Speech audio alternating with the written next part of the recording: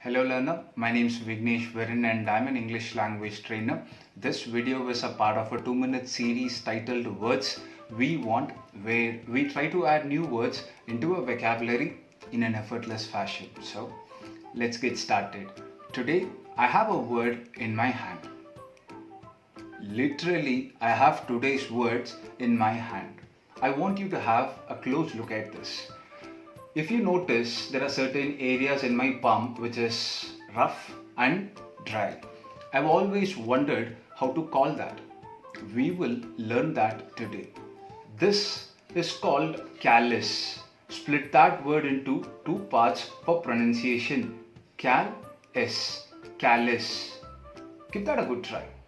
Callous.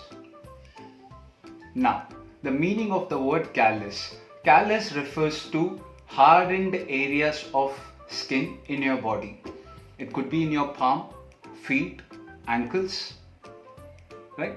And the word callous also means a person who's not kind, who's not sympathetic to another person.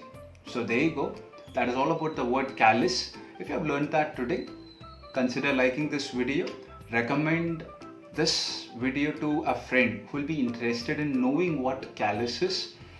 Like, share and follow. Let's learn. Thank you very much for your time. Bye.